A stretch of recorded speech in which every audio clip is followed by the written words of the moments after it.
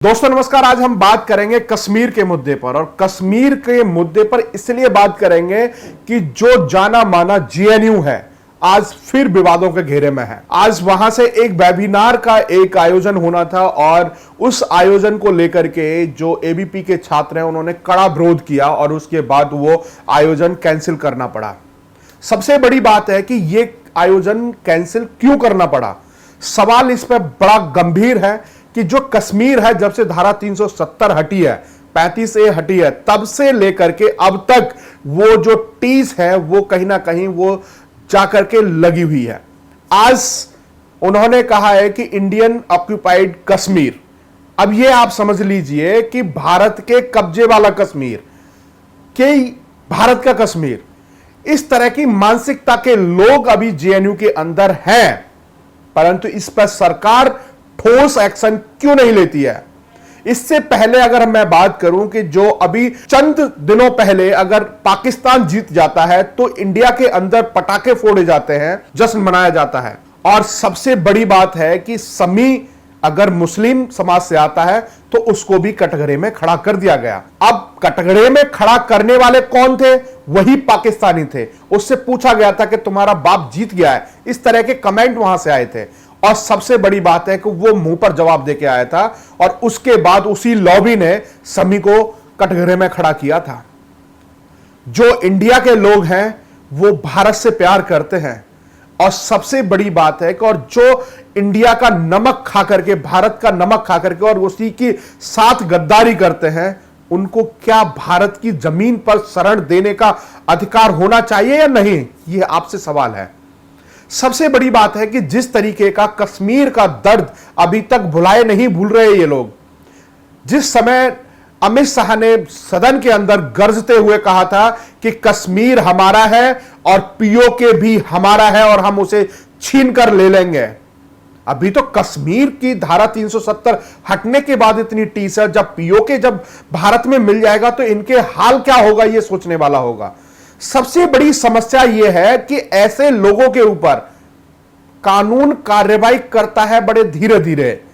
इन पर तुरंत कार्रवाई होने के बाद सलाखों के अंदर डाल देना चाहिए, चाहे गुनाह छोटा हो चाहे बड़ा हो। जिस तरीके से यूपी के अंदर आगरा में एक स्कूल के अंदर कश्मीरी छात्रों ने और वहां के जो छात्रों ने जो जश्न मनाया था, तो योगी जी ने देशद्रोह कानूनी कार्रवाई करते हुए उनको जेल के अंदर डाल दिया।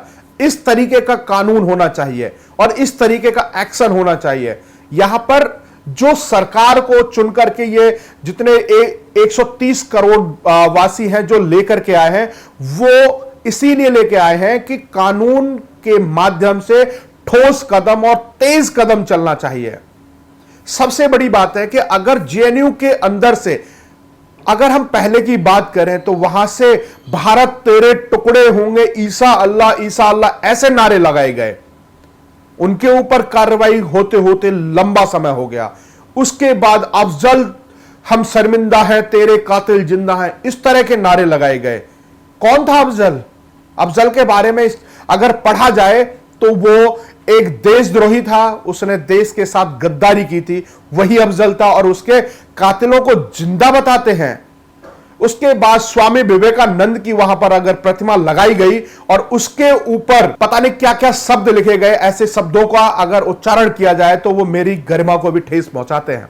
हिंदुओं की कब्र खुदेगी भारत की धरती पर, इस तरह के स्लोगन, अगर ये स्लोगन जब लग रहे हैं तो उनकी मानसिकता क्या होगी।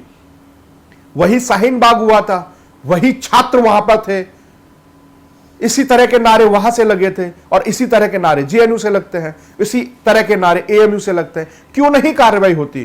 क्यों बीसी शांत मौन टेप लगा करके चुप बैठ जाते हैं? कहते हैं कि प्रशासन भी कहता है कि ऐसे केसों पर हम जांच करेंगे। जांच, सब कुछ सामने है, फिर भी जांच करने का समय है।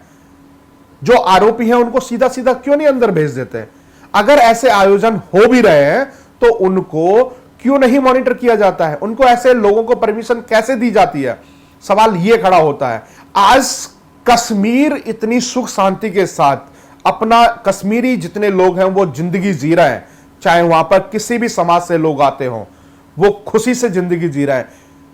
पर दर्द दिल्ली के अंदर रहने वाले लोगों को है कि कश्मीरी भाई बड़े परेशान हैं, क्यों? क्योंकि उनका बाप पाकिस्तान में बैठा हुआ वहां से फूंक मार देता है और उसके बाद ये बिलबिलाना शुरू कर देते हैं। सबसे बड़ा सवाल है कि ऐसे लोगों के फन कुचलने का समय है और ऐसे लोगों के फन जल्दी से जल्दी कुचल देने चाहिए।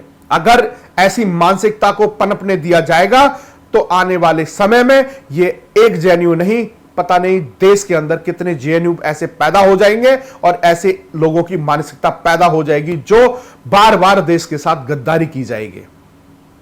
चाहे हम बंगाल के इलेक्शन की बात करें, चाहे असम की बात करें, चाहे हम त्रिपुरा की बात करें, किसी भी तरह की बात करें, सब तरह से यही देशद्रोही की बातें होती हैं।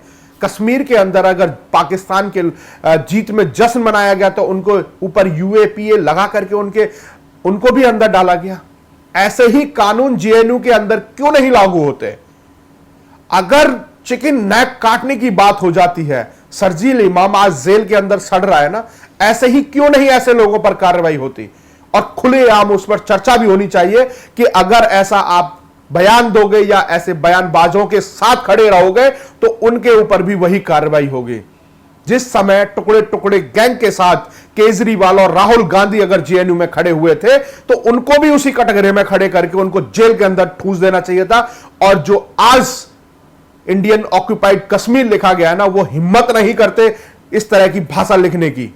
सबसे बड़ा सवाल यहां पर यह आता है, अगर इंडियन ऑक्यूपाइड कश्मीर लिख रहे हैं, इनको क्या कहेंगे आप? गद्दार नहीं कहेंगे तो और क्या कहेंगे? अपने देश का नमक खा करके पाकिस्तान की गुलामी करना चाहते हैं। एक बार जो इंडिया में रह करके पाकिस्तान की गुणगान गाते हैं, वो पाकिस्तान में जाके एक बार सांस तो लेके देखें कि पाकिस्तान के अंदर कैसे लोग सांस ले रहे हैं, कैसी जिंदगी जी रहे हैं। यहां पर आजादी, फ्रीडम ऑफ स्पीच, इस तरह की लाइनों को इस तरीके से पेश किया जाता है कि संविधान हमको अधिकार देता है। तो संविधान क्या आपको देश तोड़ने का अधिकार देता है? क्या देश तोड़ेंगे और बर्बाद करेंगे यह संविधान कहता है? संविधान कहता है कि संविधान के दायरे में रह करके अपनी बात को सलीके में रख सकते हो, यह संविधान अधिकार देता है। यह नहीं कहता है कि कश्मीर की धारा 370 हटने के बाद ऑक्यूपाइड, अभी भी इंडियन ऑक्यूपाइड कश्मीर है, वो भारत का कब्जा है उस पर। अब तो भारत का हिस्सा है, वो कब्जा नहीं, वो हिस्सा है। कुछ दिन में वो भी खबर आएगी कि जो पीओके है, पाकिस्तान ऑक्यूपाइड कश्मीर है, वो भी एक दिन ऐसी खबर आएगी कि वो भारत का हिस्सा होगा, कब्जा नहीं होगा, वो भी भारत का हिस्सा होगा। ऐसी खबर के लिए पूरा देश बेचैन है और जल्दी से ऐसी न्यूज भी मिलेगी, उस बात का हमें इंतजार भी है। ऐसे लोगों का फन कुचलना सरकार को बहुत जल्दी से ऐसा ठोस कदम लेकर के एक्शन लेना चाहिए। ऐसी खबरों के लिए आप हमारे साथ जुड़े रहें। जय हिंद, जय भारत।